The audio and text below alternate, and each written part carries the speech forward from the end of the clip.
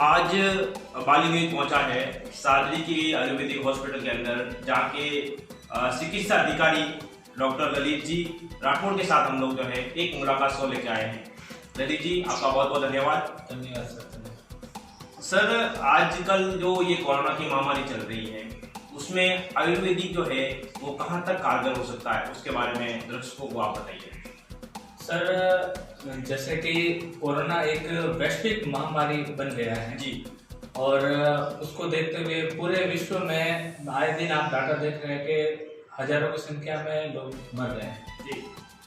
आयुर्वेद का जो परिप्रेक्ष्य हम लोग रखते हैं इस बारे में, तो आयुर्वेद का उद्देश्य सबसे पहले यही है, प्रिवेंशन पे हम सबसे ज्यादा जोर देते हैं। जी, जी, हमारा सेकंड मोटो जो है डिजीज को क्योर करना है, वो सेकेंडरी चीज। हम लोगों का सबसे पहला मोटो है वो हम लोग प्रिवेंशन पे जोर देते हैं। जी, तो प्रिवेंशन के लिए आपकी लाइफ स्टाइल हो गई,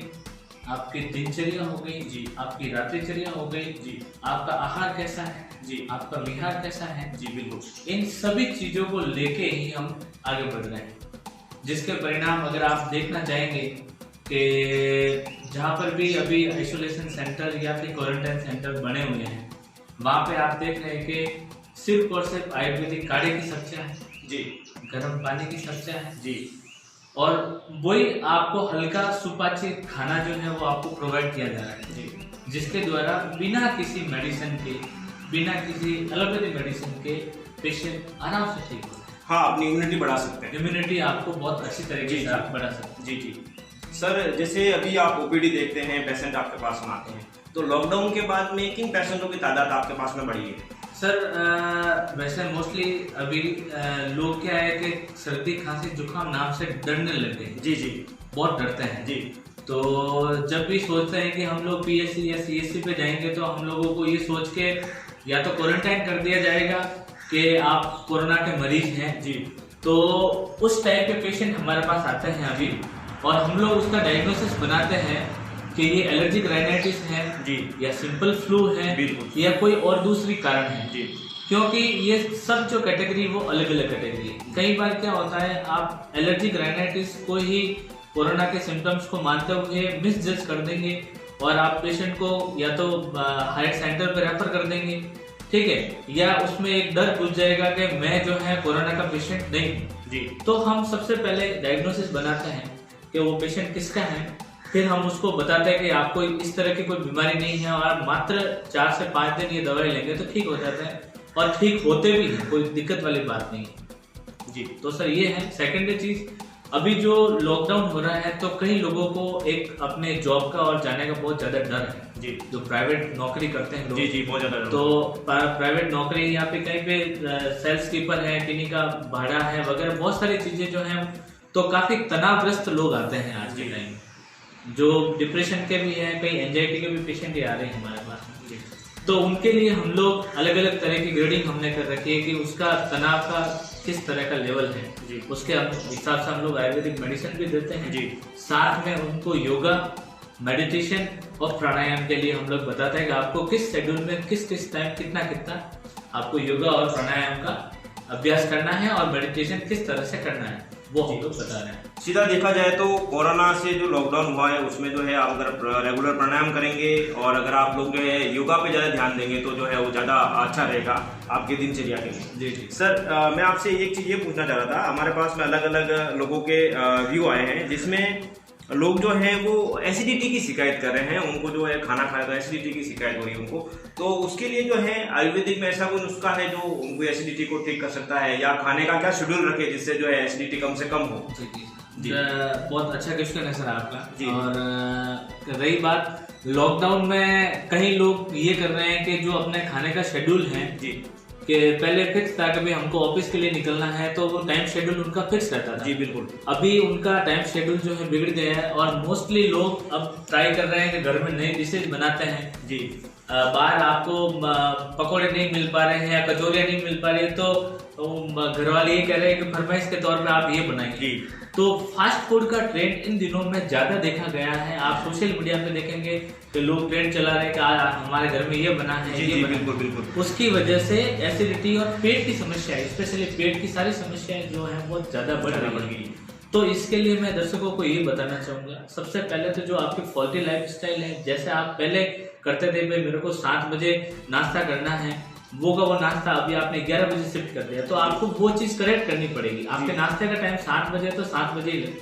आप डाइट में सलाद और फ्रूट्स को ऐड जरूर करें। जब तक आप बेसिक चीजें जो है ऐड नहीं करेंगे तब तक आप अपने बॉडी का एसिडिक मीडियम जो है वो ठीक नहीं कर पाएंगे। स्पेशली एक चीज में सर आपका ध्यान आकर्षित करना चाहता हूँ, अगर फिर भी एसिडिटी होती है और ये जो है काल है पित्त का काल है, जो हम लोग देखते हैं आयुर्वेदिक में के हिसाब से पित्त का काल कहते हैं ग्रीष्म ऋतु को, तो इसमें एसिडिटी होना स्वाभाविक बात है जी।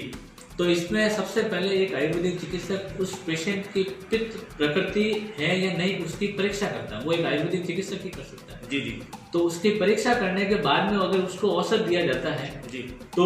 वो ज्यादा बेनिफिट रहता है, क्योंकि आप अक्सर देखते हैं कि एक घर में अगर 5 सदस्य हैं जी तो 5 में से 2 को तो एसिडिटी हो जाती है बट 3 को नहीं होती जी, जबकि खाना उन्होंने सबने सेम एक साथ में खाया। तो उसका रीजन है कि उनकी प्रकृति जो है वो पित्तज है, इसीलिए वो उनको वो चीज सूट नहीं कर पा रही है जी। और आप रूटीन में गुलकंद का सेवन कर सकते हैं आराम से जी, गुलकंद बहुत अच्छा है जी। आंवला का सेवन करें जो पित्त का बहुत अच्छा शामक है और एसिडिटी को बहुत अच्छा से काम करता है। सौंफ रात को भिगोइए, सुबह उसको मसल के आप पानी पी लीजिए, बहुत अच्छा कारगर है। फिर भी अगर नहीं होता तो आप नजदीक के आयुर्वेदिक चिकित्सक से जाकर मिलें, आपकी प्रकृति की परीक्षा करवाएं और आप मेडिसिन लें। हाँ सर, काढ़ा बहुत ज़्यादा यूज में आ रहा है कोरोना के लिए, तो किस प्रकार के काढ़े जो है बनते हैं और कैसे कैसे काढ़े जो है कोरोना काल में जो है वो मरीज जो है वो यूज कर सकते हैं या आम आदमी जो है वो यूज कर सकता है, उसके बारे में थोड़ा सा प्रकाश डालिए। सर काढ़े के लिए वैसे तो जैसे हम लोग आइसोलेशन वगैरह पे जो हम लोग बाथ फ्लिश में काढ़ा दे रहे हैं जी, गोजीवारी काढ़ा दे रहे हैं जी, तो वो तो बिल्कुल साइंटिफिक तरीके से आयुर्वेदिक का फॉर्मुलेशन है जी, जो इन्फ्लुएंजा लाइक इलनेस जिसको ILI अपन जो बोलते हैं उसके ट्रीटमेंट प्रोटोकॉल के हिसाब से हम लोग देते हैं जी। बट जैसे इम्यूनिटी के लिए हम जब बात करते हैं जी तो जो हमारे आयुष मंत्रालय की तरफ से जो गाइडलाइन है जी तो उसमें जैसे सबसे पहले तो तुलसी का आप लेंगे, तुलसी का पंचांग ले लो आप 4 बार, दालचीनी आप लोग 2 बार, सौंठ आप लेंगे 2 बार और काली मिर्च जी। इन चारों को आप बराबर ले लीजिए, जैसे मैंने बताया 4 बार 2 बार 2 बार और 1 बार जी। इनको आपने लिया जी, 150 ml आपको पानी लेना जी और उसको आप उबालिएगा, 75 ml जब शेष रह जाए जी तो आपको पिलाना है जी। इसकी डोज जो है 30 से 40 ml से ज़्यादा आपको नहीं लेना चाहिए जी, ये एक डोज है। सर अंत में मेरा एक ही क्वेश्चन है आपसे, ये कोरोना जो है उसके सामान्य लक्षण क्या हैं, लोग इससे डर रहे हैं, तो ये डर लोगों के दिमाग पे हावी नहीं हो उसके लिए आप कोरोना के बारे में थोड़ी सी सिर्फ जानकारी दे दें, जो मुख्य रूप से जो है कोरोना के लिए जो है और अपन कह सकते हैं कि ये जो है कोरोना का संक्रमित मरीज हो सकता है, क्योंकि लोग जो है वो हर किसी व्यक्ति से जो है वो दूरी बनाए के रख रहे हैं, जो शायद तक किसी व्यक्ति के लिए मानसिक तनाव का कारण बन सकता है। तो इसलिए हर डॉक्टर को या हर जो अपने जो इस महकमे में जो आते हैं लोग, वो क्या सलाह दे लोगों को, कैसे लोगों से आप कैसे दूरी बनाए रखें या किस लोगों से दूरी नहीं बना रखें और कैसे क्या चीज़ करें जिससे अगला व्यक्ति जो है वो आराम से सही भी हो सके और वो जो व्यक्ति पास में है वो भी सुरक्षित रह सके। सर वैसे जो कोरोना के लक्षण आए हैं, सबसे पहले तो आपको गले में हल्की सी खराश रह के सूखी खांसी आएगी, सबसे पहली चीज़ तो ये खराश रह के अगर आपको ड्राई कफ आता है जिसमें कोई किसी तरह का वेट कफ वगैरह नहीं, ड्राई कफ आ रहा है, फीवर आ रहा है, ये दोनों चीज सिम्टम जो है मेन है स्टार्टिंग में जी। 3rd स्टेज में जब बहुत ज़्यादा कफ आने लग जाएगा या फिर सांस लेने में तकलीफ आएगी जी, सांस लेने में तकलीफ इतनी शुरुआती स्टेज में नहीं आती है, वो बाद में आती है। तो सबसे पहले 2 अगर आपको बुखार आ रहा है और आपको गले में खराश रह के सूखी खांसी आ रही है कंटिन्यू, तो आपको बिना किसी विलम्ब के जाके आपके नजदीकी जो भी हॉस्पिटल है चिकित्सक है उससे राय लेनी चाहिए। दूसरी चीज सर ये है, हम लोग कहते हैं बात करते हैं सोशल डिस्टेंसिंग की जी, मैं एक्चुअली इस चीज को थोड़ा ठीक नहीं मानता है। सोशल डिस्टेंसिंग नहीं, इसको अपन फिजिकल डिस्टेंसिंग बिल्कुल सर। सोशल से तो हम लोग सबसे जुड़े हुए हैं सोशली, क्योंकि अपनी कम्युनिटी ऐसी है जो हम लोग सोशली जुड़े हुए हैं। इंडिया में ये चीज जो वर्ड ठीक नहीं, एक आदमी जो है वो सोशल ह्यूमन बीइंग है, तो वो हम लोग एक दूसरे से कनेक्टेड हैं, भले आप फोन से कनेक्टेड हैं, सोशल मीडिया से कनेक्टेड हैं, एवरीथिंग जितने सारे चीजें हैं